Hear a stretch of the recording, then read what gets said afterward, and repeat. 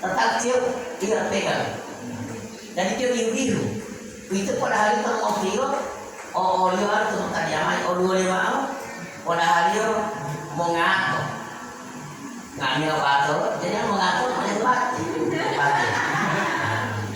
Apalagi yang mau penggunaan, mau nami untuk beri mantai tas kita terlebih. Jadi mau pasti malu seperti belum cerita udah kurang kira itu. Begitu pesta harus pakai batet. Dia mau malasnya butuh orang biskoi atau pres mau butuh tahun karena malu tas juga. Jadi harus tahu. Jangan kita gunakan batik, ya. Karena mampu ruangan lalu baru balikan nanti lilu. Manusia bisa berkait dengan tempatnya. Kerja untuk melakukan usaha maupun mati karena mau kasih ekonomi tolong dijaga,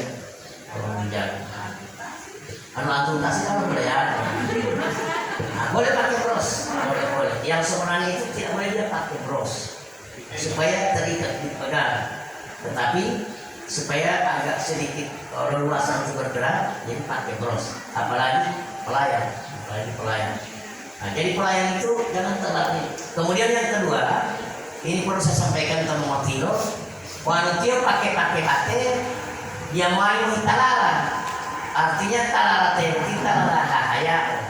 Jangan mau orang yang paling batik, tunggu wanita batik, dia mau talala menarik pes. Artinya pakai celana panjang, hanya pakai celana panjang baru dia pakai batik, itu tidak boleh.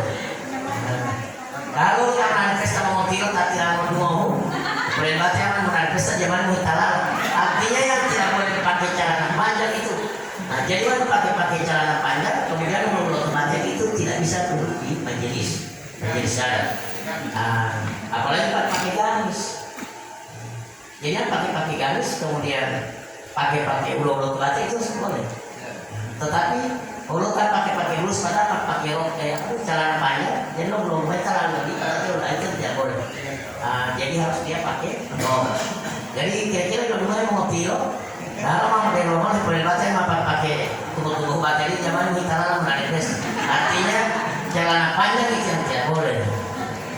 Celana sorak boleh, tetapi harus dia pakai rok panjang. Jadi kira-kira itu kalau mau tiro, kalau tiba mau. Jadi kalau mas ada yang masuk